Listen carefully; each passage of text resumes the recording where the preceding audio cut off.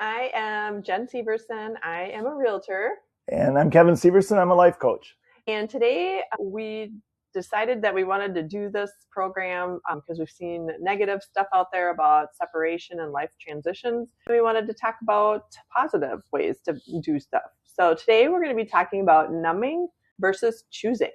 I know, and I think one of the hardest things to recognize in any transition is the difference between choosing something and just numbing your way through it. Yeah, because from the outside, they can look the same. You're functioning, you're going to work, you're handling responsibilities. So it looks like everything's okay. Right on the surface, like you said, right? Everything looks good. But internally, it feels different because choosing feels grounded and numbing just might feel flat to you.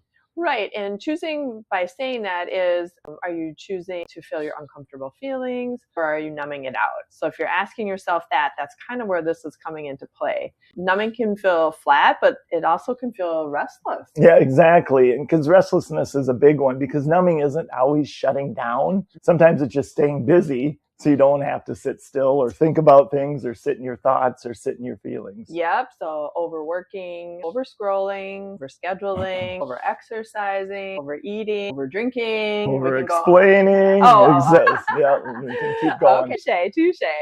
So yeah, it's basically just that overconsumption, like food, alcohol, content, noise. What can you do to keep your brain going so you don't have to slow down to the silence? Yeah, exactly. For me, numbing used to look like it was a distraction, right? I didn't have to sit in my thoughts. I didn't have to sit in my feelings. And if I could keep my mind, occupied with something else, I didn't have to feel the uncertainty that went with it. Yeah, because uncertainty feels uncomfortable and we don't like to feel uncomfortable, do we? Right. Our body likes to kind of have homeostasis, as they say. All right.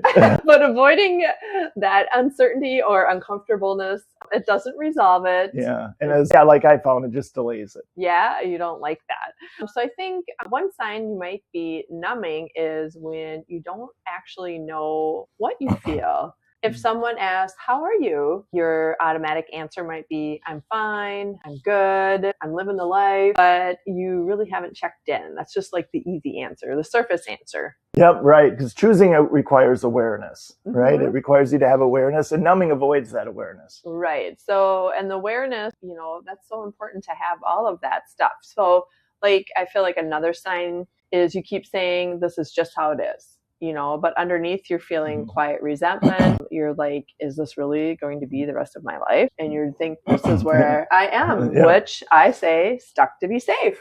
Yeah, right. Because resentment is a signal. It's often a sign that something isn't aligned within yourself, right? But if you numb it long enough, you maybe can stop listening to that part of your brain. Right. So that's basically checking out. Yeah. And then you convince yourself that you are choosing a way to go when really what you're doing is you're tolerating. So, right. There's a big difference between tolerating and accepting a situation. Yeah. Tolerating it just to survive it. And that's a big difference between accepting it. So yeah, definitely. And there's definitely a difference between tolerance and alignment, right? With how your body and what your mind and you feel you need to do. Yeah. Well, and would you say tolerance feels heavy? Yep. And alignment feels more steady. Yeah. You feel like, okay, I can do this. And even if it's hard, it's okay, because choosing something hard can still feel clean and can bring you some clarity. And with that is some lightness. Right. Just because something's hard doesn't mean it's automatically wrong, right? But numbing it means you usually unprocess something. You have not processed through situations. Yeah, there's usually a deeper meaning for that. And I also think emotional reactivity can be a sign of numbing. If something small is setting you off, it might not be that small. It might not be about that small thing, but it's that one thing. What is it? The straw that broke the camel's back? Yeah, right. Because your nervous system, it's overloaded, right? And you haven't created space to feel. And then it has to come out of you somehow. And it might leak out your body sideways. Who knows? Oh, yeah. We don't want that. But it'll be through some irritation, through impatience, or through just checking out. Just like, I've had enough. I'm just out. Yep, or through constantly seeking stimulation, right? Because silence feels uncomfortable. Super uncomfortable. But again, if we're sitting in that silence, that can also bring clarity. That's when you start to feel, what those words are that are inside of you trying to get out. but it feels scary. Like, how are you going to tap into this and be okay? But it's not as hard as it looks. Yeah. And sometimes, maybe just you haven't asked yourself this direct question in a long time. Do I really like this? Or do I really want this, my situation? I felt a little panicky there. Or if nothing changed for 5 years, would I be at peace? Yeah, that's a big one. I think that's one I've used, and I've used with clients as well. And that many times can be like, oh, no, I don't want this. Or yes, that's what I want moving forward. And that question can reveal a lot. Clarity. And to me, like, numbing says, just get through today. Let's just get through today. And choosing to look at stuff is this building the direction I want? It's seeing what is the outcome that I'm trying to go towards. Right. Numbing is not a character flaw. It's often protection, right? For ourselves. We're trying to protect ourselves. Fight, flight, or freeze, right? Mm-hmm.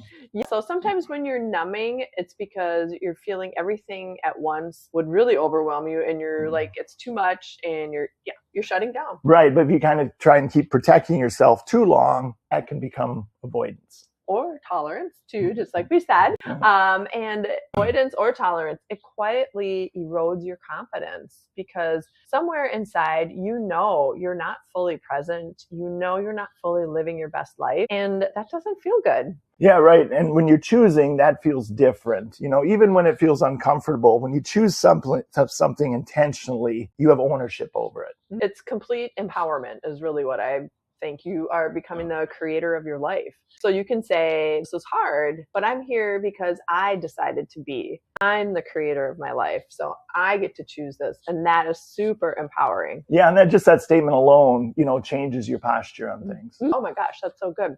Yeah, it shifts you from passive victimhood, like, ooh, life's happening to me, to active empowerment, like, I'm creating my life. Right. And that shift impacts everything, your energy, your tone, your relationships. For sure. And your relationship with yourself. So I do think, like, one of the clear signs you're choosing instead of numbing is that if you explain why. Right. I think that's the biggest thing. You can kind of explain why you're doing something, you're choosing something, and it's not defensive, but it brings clarity. Right? Yeah, I like that. Yeah, you can articulate your reasons without attacking someone else. Yeah, definitely. Yeah, definitely. So I think that's a good way to say it. Yeah, and that's important, because numbing often hides behind blame, right? Like, to blame somebody for something, and not ourselves. But choosing requires ownership, over our thoughts and over our feelings. Yep, I'm also thinking shame too is a big one that you hide behind. Yep. But I do feel like, when you have ownership, it feels grounding. Even if it's not a situation that's perfect, or even if you're stumbling through it, it's still ownership. And that's the first step. Yeah, right. And exactly. If someone, out there listening feels unsure whether they're numbing or choosing, start small. Don't change everything, right? Just pause. Yeah, because like we've said, awareness is the first step. I think it's so good. So, like, if you are starting small like that, just sit with it for a few minutes, 5 minutes, no phone, no noise, just notice what comes up. Yeah, just in silence, right? Yep, and just take some deep breaths while you're doing it. It'll relax you. Yeah, and if that feels uncomfortable, that's information for yourself. But not judgment, just awareness. And remember, it's okay to have the awareness. It's okay to have all of these feelings. It's okay.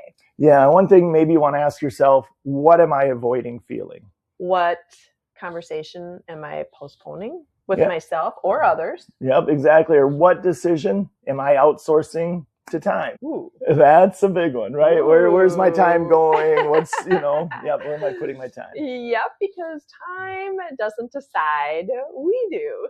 Yeah, we decide where we put our time many times, right? Yeah. So the goal isn't constant intensity, right? You just can't sit in that intense state or intense feeling all the time. That's emotionally draining. But just having some of that hopefully can provide some clarity for you moving forward. Mm-hmm. Yeah. And clarity, it allows you to stay, it allows you to leave, it allows you to adjust, but you're doing it consciously. So it's just, again, the awareness brings clarity. Yep. Mm-hmm. And there's power in that, right? There's 100%. Power in that. Yeah. No, I know that was how I felt, or I feel. Mm-hmm. And not perfect, but it's a step in the right direction for sure. But I know numbing it makes your life feel like it's happening to you. So that's what we talked about, victim stance. It's happening to me. Yep, that's one thing, live your life. Don't let your life live you, like Pitbull said. So that's what I try to remember. So, right, because choosing makes life feel like something you're participating in. You're an active participant, not some passive bystander. That's right. And that participation builds confidence. Or somebody said, one of the movies is you are the leading person in your own life. You're not the best friend, but the leading person. Yep, you're the lead character. Yes, yep. So, well, like this has been really good just kind of talking about all of this. So this is a wrap. So if you're feeling some of these feelings, like sit with it, sit with it. Yeah. And if this, conversation resonated, don't just close the tab and move on. Sit with it. Like Jen was saying, reflect on it, share it with someone who needs to hear it. Yeah. And if you want to leave us some comments, ask some questions, like we're so open to hearing that, listening to that.